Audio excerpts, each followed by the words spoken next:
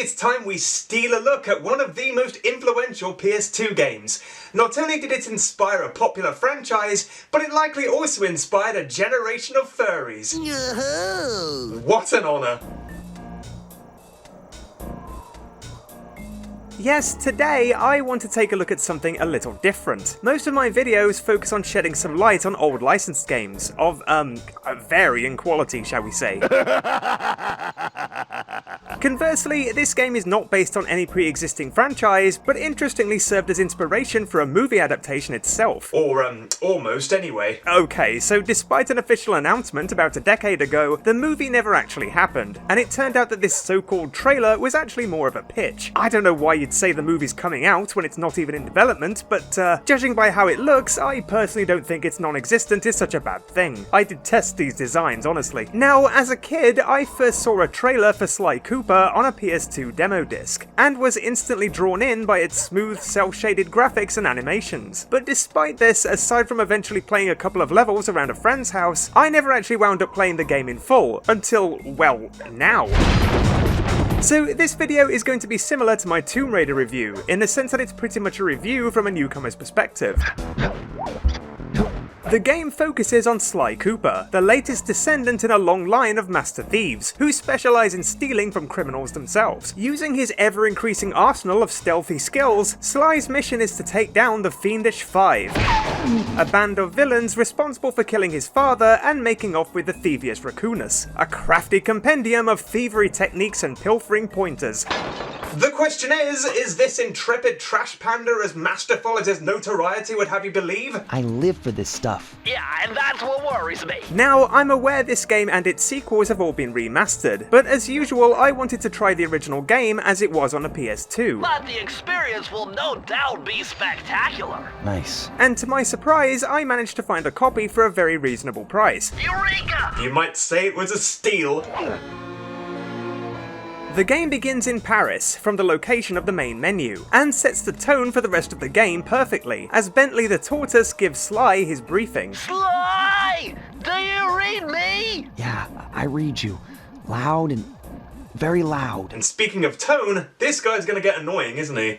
I can tell. Sly! The first mission is to obtain some files from the police headquarters, during which you're taught the basics. Holding the circle button near blue auras makes Sly sidle along ledges. Way to go, Sly! This is where Inspector Carmelita Fox stashes all her important files. Eventually, we find the safe containing the files we need. Bentley deduces the combination and we can finally retrieve them. Nice job! You got it! But just as we try to make our escape, we encounter Carmelita Fox, who serves as an antagonist and a foxy love interest rolled into one. Criminal! No doubt you've already stolen a look at her, physique. It's not my kind of thing. I mean, for one thing, she's female, but more obviously, she's a fox. But I wouldn't be surprised if some people had filthy thoughts about this filth. Filthy thoughts. This pistol packs a paralyzing punch. You ought to try it. Might snap you out of your crime spree. And give up our little rendezvous? Plenty of time for that once you're safely behind bars. I love the dynamic they have here. It really adds some flavour to it. Once we escape with the police file, we finally get some backstory as to who Sly is. I come from a long line of master thieves who kept all their secrets of sneaking and stealing in an ancient book. The Thievius Raccoonus. On the night Sly was supposed to inherit the Thievius Raccoonus, the Fiendish Five killed his father and ransacked their home. They took the book, tore it apart, and separated into 5 different locations, using the book to commit nefarious crimes of their own. Now, to avenge his father, it's Sly's job to traverse the world, seek out these villains, and take back the book, along with the help of 2 friends he met at the orphanage, Bentley, the brains of the operation, and Murray, the, designated driver. I would either become a master thief like my ancestors before me, or fail and allow my family name to bite the dust. Despite the game's look being very appealing to me, what put me off as a kid was the thought of it being a predominantly stealth-based game. Being as I never considered myself to be particularly good at stealth. Saw me? Honestly, I would say I'm an average gamer at best. Granted, the games you guys have seen me play are arguably not the best. Oops. Uh-oh. Yeah, that's kind of an understatement. However, while stealth is obviously emphasized, I personally see this as more of an action-adventure game. And the stealth itself is thankfully fair. More than fair, in fact. The laser grid's sly encounters throughout the game might appear intimidating, but touching a laser merely makes an alarm sound, and only then turns the lasers into a fiery hazard. So in layman's terms, they basically give you a lot of leeway, and if you do trigger the alarms, simply destroying the alarm itself makes the lasers disappear. Indeed, triggering an alarm isn't as catastrophic as the blaring noise implies. That said, if I'd forked out on a security system as ineffective as this, I think I'd want my money back. I've got better raccoon-proof security in my back garden. The use of music in this game is so good. The way it builds in intensity when alerting enemies and then returns to being subdued afterwards really helps convey tension. Oh, and by the way, I love the irony that he wears a mask, despite the fact that as a raccoon, he already has one. Now that is irony! The first chapter of the game is Tide of Terror, which sees the trio in pursuit of Sir Raleigh, a frog and a top hat. Hello, my baby. Hello, my honey. No, not that one. How delightful! That's the one. This guy is chief machinist of the Fiendish Five, and uses his storm machine to control local weather conditions and sink ships for their loot. The last reported sighting of this mad machinist was off the soggy coast of the Isle o' Wrath, a small island uncomfortably situated in the middle of the perilous Welsh Triangle. Raleigh's henchmen walruses patrol the area, and although they might look threatening, they can all be taken out in one hit with Sly's cane. The combat in this game is very simple, and although many characters patrol with torches, the stealth again is fair. If you happen to wander into the torchlight, they will kill you, and there's no escaping. If you get hit just once, you lose a life and need to start from the last checkpoint. You can easily obtain more Sly lives simply by collecting them, and it's kind of amusing just how prolific some of these are. Even if you've collected a Sly life, it always respawns in the same location the next time you visit. So in theory, this raccoon can rack up a lot of lives just by reloading a level and returning to the same places. In addition, in order to protect yourself from losing a life, you also occasionally find lucky charms, which basically act as shields, giving you an extra hit point. Sly can carry 2 of these and wear them on his back, the second being a gold one. If he gets hit, he loses a horseshoe. If you collect 100 coins, you automatically earn a horseshoe, and if you already have 2 horseshoes, collecting 100 coins will earn you an extra life. And yes, it really is that black and white. Much like Sly himself. When you run out of lives, you're met with a game over screen, but there aren't really any consequences here besides being sent back to the beginning of the level. On paper, this might sound like ample punishment, but most often the levels in which I found myself to lose a lot of lives were levels that didn't have checkpoints, such as the boss fights. So the live system felt altogether rather redundant. That blimp looks like the most secured location on this boat. If Raleigh's really as smart as his police files suggest, then that's where I'll find him. The idea here is to find Raleigh, who's residing in the Storm Machine blimp. In order to access it, we need to find the keys to first deactivate a power generator, and then to access a cannon to get Sly over to the blimp. The whole game essentially plays out this way. You complete levels to obtain keys to gain access to the boss, and learn new moves along the way.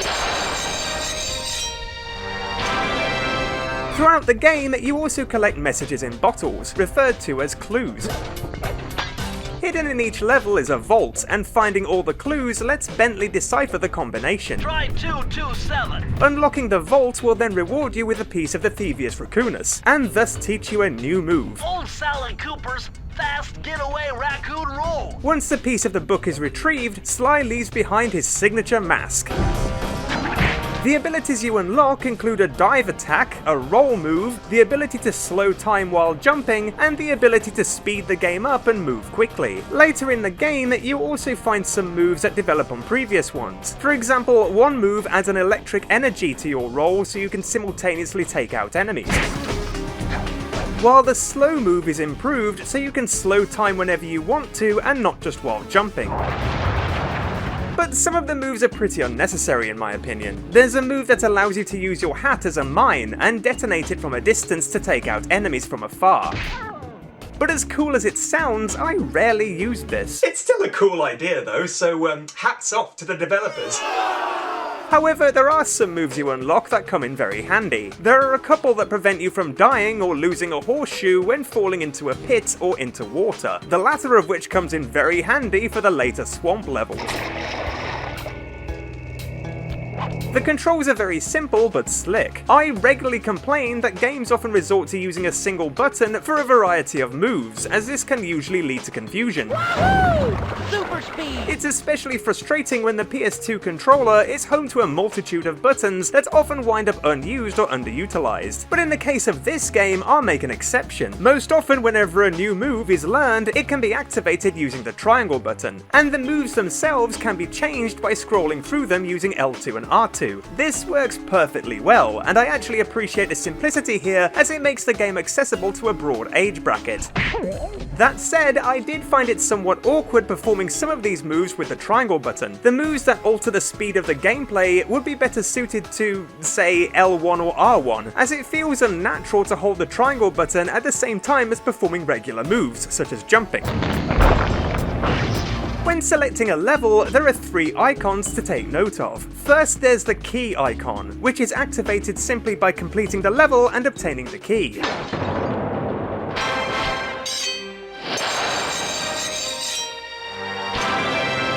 Then there's the safe, alluding to finding all the clues and learning a new ability, and finally there's the hourglass. This relates to something called the Master Thief Sprints,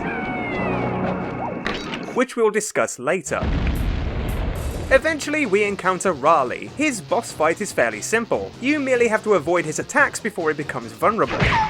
It's standard first boss fight 101, although I do appreciate that the methods of avoiding his attacks are varied. For example, one round sees you having to avoid his bouncing on a single platform, while another round sees all the platforms sink as you're chased around.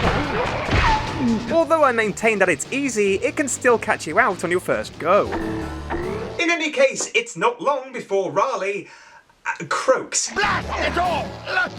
You've beaten me! Following his defeat, we obtain Raleigh's piece of the book, and learn the Ninja Spire jump, allowing Sly to perch on certain points.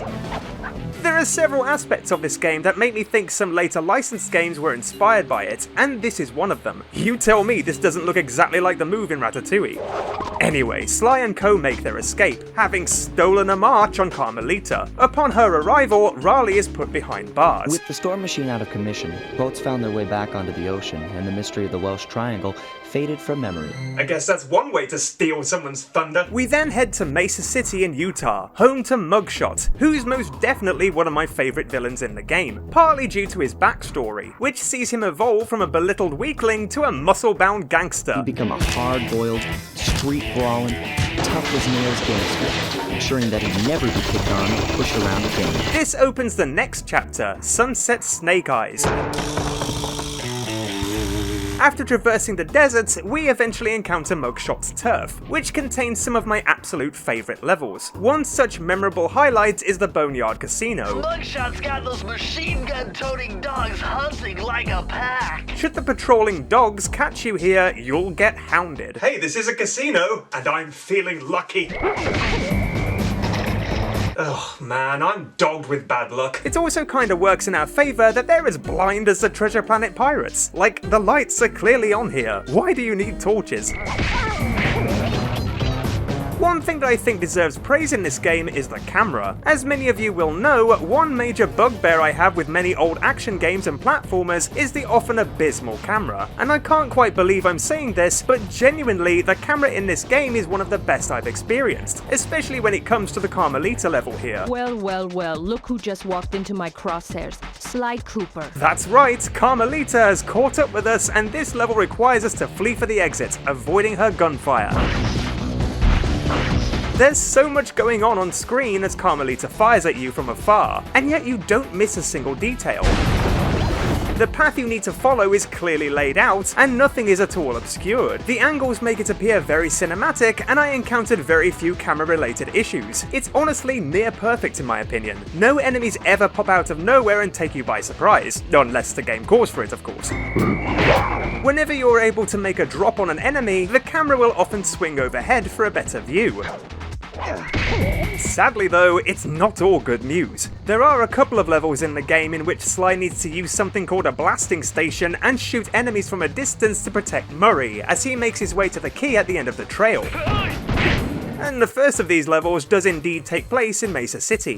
Nice shot! I appreciate that we're going for some variety here, but using the overly simplistic blasting station is not very engaging. Alright! I ironically did not have a blast with this mission. One thing I find pretty interesting is that both Murray and Bentley are very passive in this game. Bentley regularly keeps in contact with Sly throughout the game to offer helpful hints. Thanks. Don't mention it. It's your funeral. Murray, meanwhile, is pretty damn useless. His sole purpose is to drive the trio to new locations, and participate in the occasional terrible race. And in this game, there's really not much character to him. He's surprisingly cowardly considering his bulky build.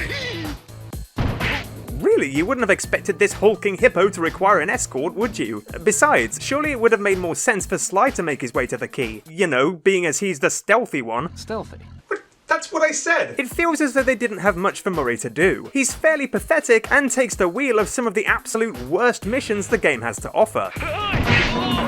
Speaking of wheels, those aforementioned racing levels are the worst. Collecting nitro power-ups can give the van a speed boost. Which sounds cool, but the handling is pretty damn painful. Should the van crash at all, it flops all over the place. They aren't the worst physics I've experienced, but these parts really let the game down. Way to go, Murray. Seriously, this vehicle's handling drives me to despair. You break into my place, steal my stuff, trash the joint. I feel transgressed and violated. Let's rock! Without a doubt, Mugshot is a great character. I only wish he had more screen time. Not only is he one of the most well-developed villains, I also appreciate his hench design. The fact that he walks around using his massive oversized muscly arms is very amusing. Although I have to say, I'm not sure if it's just me, but he looks rather terrifying. Seriously, this guy is so disproportionate it's kinda nightmarish. And the moral of the story is, never skip leg day, folks. I found this boss fight tough to begin with. The strategy behind it doesn't quite make sense to me. You have to swivel all the mirrors to direct the light at Mugshot, which somehow destroys his guns. My beautiful gun is destroyed! Good thing I got a spare upstairs. Once you've figured out that you need to swivel the mirrors, it's not so bad. Indeed, on reflection, it's a pretty simple fight. Get it? Because mirrors? Never mind. This happens in 3 stages, with the final part taking place around the chandelier. Once this part's over, you can kiss his dirty mug goodbye. This is impossible. A little pipsqueak like you, beating a big strong bruiser like me? It ain't right! Defeating Mugshot rewards Sly with a new move, the Rail Slide. This allows you to slide along rails. Well, duh. The use of which is fairly prolific in the next chapter, Vicious Voodoo. This sees our heroes arrive at a swamp in a Haitian jungle in pursuit of voodoo priestess Ms. Ruby. Other children found her scary. Teaching herself to summon the undead provided what few friends she had. A career in crime allowed an adult Ms. Ruby to punish the world for fearing her as a child. I'm not sure if this was just me, but some of the enemies here seem a little tougher than previous ones. Up with the mosquitoes, okay? Really, the swamp is littered with hazards. I have a sinking feeling this is going to be a tough one to beat. This location also sees the appearance of the ghosts, which are easy to dispose of themselves, but can only be permanently vanquished if you've destroyed their graves, as they constantly respawn en masse. And don't get me started on these tree guys. As far as I can recall, I think they're the only standard enemies in the game that require more than one hit to finish off. I was rather hoping that their bark was worse than their bite, but it's so easy for them to crush you like an insect. Oh, and speaking of insects, they're also rather oversized in these parts. Oh, sorry, that's not an insect, that's an arachnid. But it is rather large, isn't it? You might say it's, giant. You know, despite the regular recurrence of the giant spider, they rarely seem to present much of a threat. In this game, they really don't seem to do much. I didn't get hit by them very often, but they do have a tendency to get in the way when you're traversing the swamp's narrow branches, which is something of an annoyance. One of my favourite levels here is the Lair of the Beast, although I can understand why others might not be so keen. The level concludes with a chase as you're pursued by a large serpent. It's easy enough, but there's not much time to figure out what to do when you land on a branch. See, some of them require you to run along them, while others see you having to instantly jump from one to the next. It's kinda hard to figure out what move to perform when you've got this thing breathing down your neck. The swamp also sees the first of 2 cannon vehicle levels, and oddly enough I actually think the first of these is the toughest. The idea is to ride through the swamp and take on the oncoming enemies using the cannon. Rest in pieces, bitches! The ghosts repeatedly emerge from their graves, and it's harder than it looks trying to eliminate them for good, as they relentlessly respawn. A grave circumstance indeed. One of the worst levels here is Down Home Cooking, in which we need to whack 50 chickens in exchange for a key, courtesy of a surprisingly friendly ghost. He's promised us a key if you can whack 50 chickens. What is it with these friendly ghosts and their keys? Anyway, this wouldn't be too bad if it weren't for the roosters carrying bombs. Now that's what I call bang bang chicken. Hey, how about you cock-a-doodle don't? There's also another fairly irritating level in which we need to run down some oily piranhas with a boat. Running them down provides fuel to light the torches, the objective being to light them all before time runs out.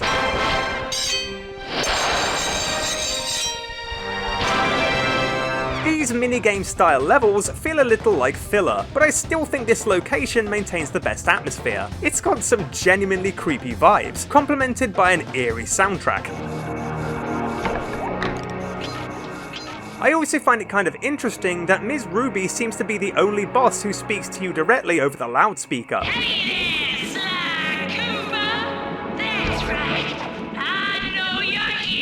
As though she's watching you from afar, making her the game's creepiest, most insidious villain in my eyes. However, I found the actual boss fight to be the worst one in the game. Most distastefully bad juju. It boils down to a mere rhythm game, in which you have to repeat the buttons thrown at you by Ms. Ruby at the right time to dodge them.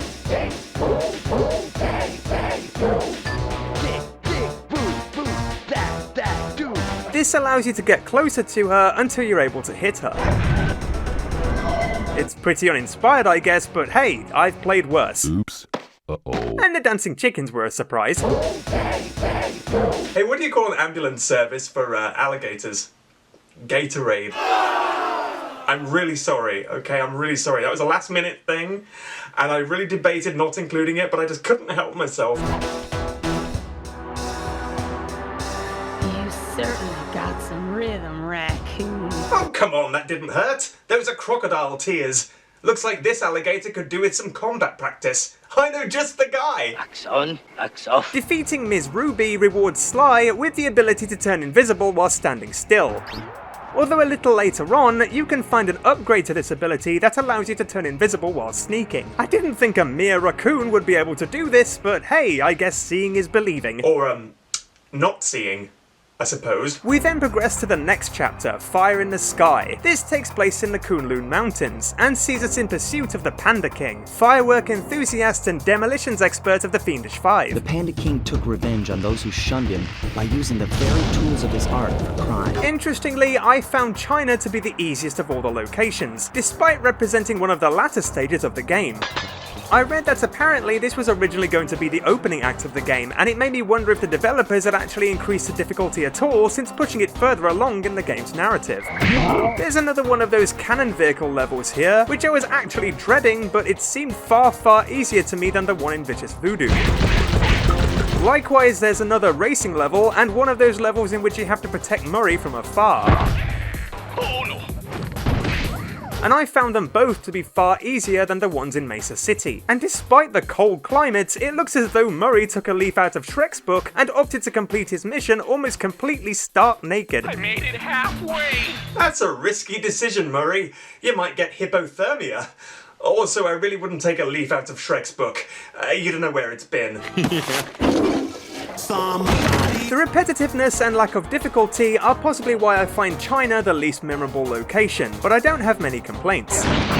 There's nothing especially awful here, but it kind of feels a little by the numbers, and it doesn't help that the Panda King really doesn't maintain much of a presence. Why should you care if I bury a few worthless village in snow? Seriously, I barely remember a thing about this guy. Panda King? More like Blander King. Am I right? And his boss fight is also distinctly unmemorable. While not unbearable, I do see it as the second worst. While the other bosses are all unique in their own way, this one just feels very generic. Booming chop!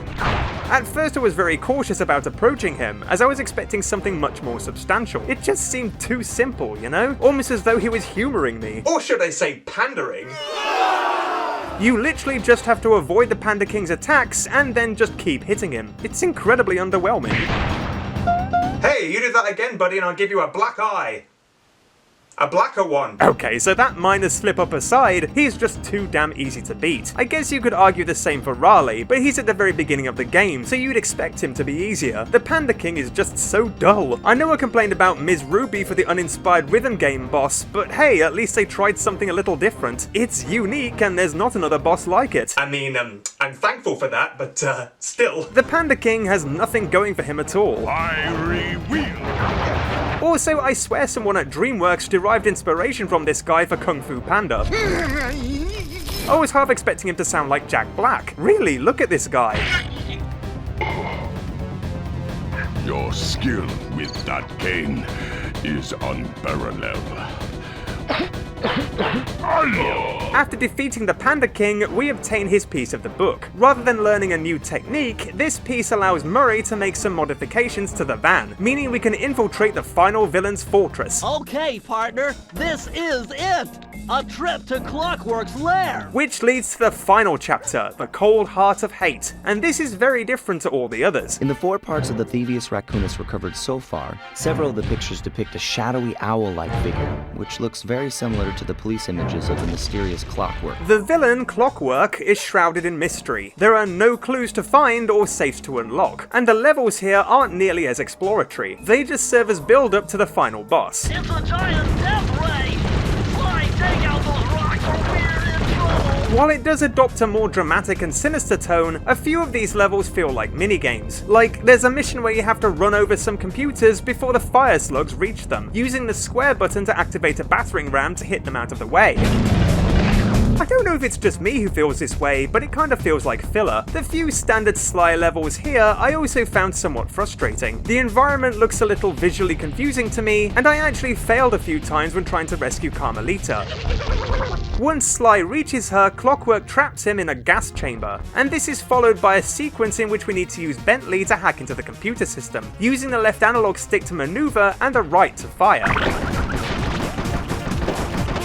This is an interesting level in the sense that it's the only one in which you take control of Bentley in some form. Aww, it's nice to see him coming out of his shell. I'm the best! No code can stand before me! With Sly and Carmelita rescued, the pair form a temporary truce. Together at last! Sly's cane is then taken from him, and as Carmelita, you need to clear the path for Sly to retrieve it, in what is essentially a repeat of those Murray levels. It's not too long before Clockwork is revealed. And he's none other than a giant mechanical owl. Sly Cooper, you have escaped my gas chamber and destroyed my death ray. I find it interesting that this is not the first game I've played in which I've had to fight one of these. Well, it's not an enemy that's as prolific as a giant spider, so we're not going to have any alarms for it or anything. Oh, go on then. I've kept myself alive for hundreds of years with a steady diet of jealousy and hate, awaiting a day when I would finally eclipse your family's thieving reputation. Oh, stop monologuing. Nobody gives a hoot. I do appreciate the grand scale of the boss fight with Clockwork. It's an epic fight, and the fact that his form has been hinted at in the background of the entire game since the outset is a really cool idea. Although I do wish they pointed out this detail earlier, as to me it feels like an afterthought. Clockwork's presence isn't felt throughout the game, and the overall chapter feels very rushed to me. While the others feel as though they have a story behind them, this one kind of feels a little tacked on. And as such, I don't feel as though we really get to know Clockwork, even though he's meant to be the game's ultimate villain. I also find it incredibly visually confusing at times, and often I didn't notice a hazard until it was far too late. This becomes quite the annoyance during the final boss, as you're repeatedly sent back to the start of the level every time you fail, and it's so easy to do so. After using a jetpack to fly around and shoot him down, we then need to make our way to Clockwork, and use our crook to, well, beat the crook. That's what I call taking out the trash.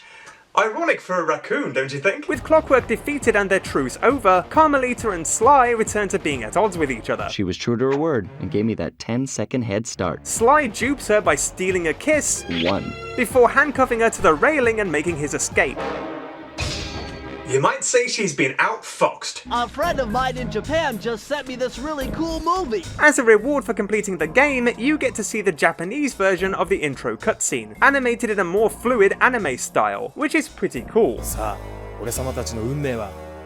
I also think it's kind of clever that you're unable to open the last safe and complete the Thievius Raccoonus until you defeated Clockwork. Unfortunately, this vault code appears to have been written in owl dialect. If you manage to piece together the entire Thievius Raccoonus, you also unlock another cutscene. At long last, the Thievius Raccoonus restored to its original state. But what about those Master Thief sprints I mentioned earlier? Once you've completed a level, if you return, you'll find an hourglass has appeared. If you collect it, it begins the Master Thief sprint.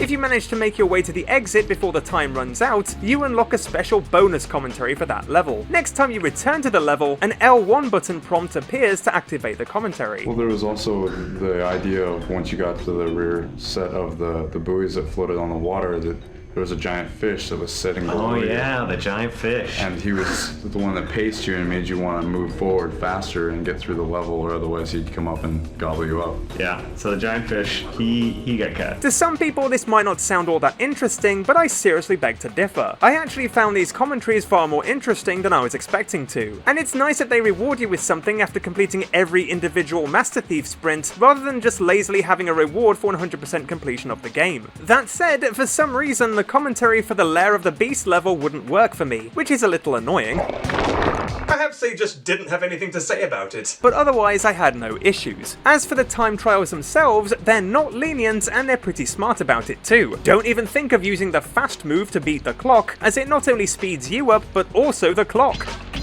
Gosh darn it, they thought of everything. Some moves can come in pretty handy though, such as the stun move.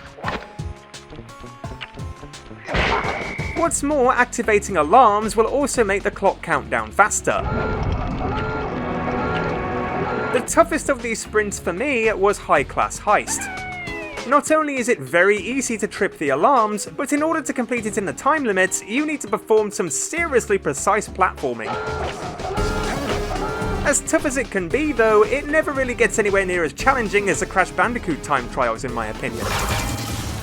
It's not what I call easy, but it is fair. Excellent, Sly! You've beaten all the Master Thief sprints and unlocked all the designer's commentary! If you manage to complete all the sprints, you unlock a short behind-the-scenes documentary on the making of the game, featuring interviews with the crew who worked on it, which is actually pretty cool in my opinion. Oh, and then randomly, the Japanese ending also appeared in the gallery. I assume it appeared as a reward alongside the behind-the-scenes video, as there was no acknowledgement of it at all. It was suddenly just there.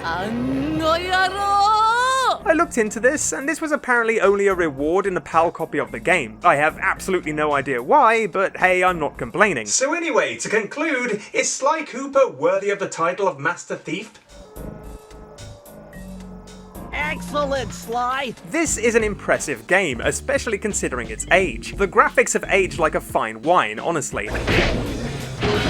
The cell shading often makes for some gorgeous scenery and makes it feel very cinematic, as though you're playing an animated movie or comic book.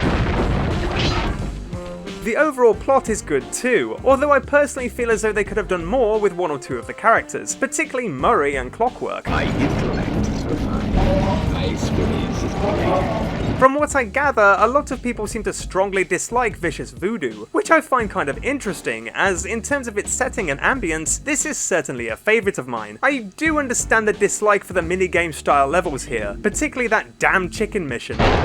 That can frankly go to hell, and the boss fight is just so hackneyed and devoid of energy. But I actually think the final chapter is the worst one. I have a feeling some people are gonna hate me for saying that. The boss fight is epic, but I don't think much of the lead up to it. I get that Clockwork is seen as a major threat to Sly and that the others need to help out, but throwing in a driving level, a random Bentley level, and a shooting level makes it feel kinda disjointed to me. Insolent child. In any case, it's nonetheless a satisfying conclusion. The gameplay is slick and smooth, and I don't have any major complaints. This is honestly one of the smoothest PS2 games I've played, and in my opinion, deserves its high praise and accolades. My only regret is that I didn't play it as a kid, as I would have loved this. The only thing that spoils an otherwise near flawless experience is the inclusion of non-Sly sequences and minigames.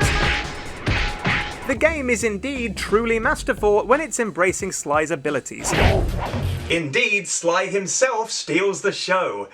I guess that's appropriate for a thief, eh? And now it's time for me to steal away. I'll see you again soon. Bye-bye for now.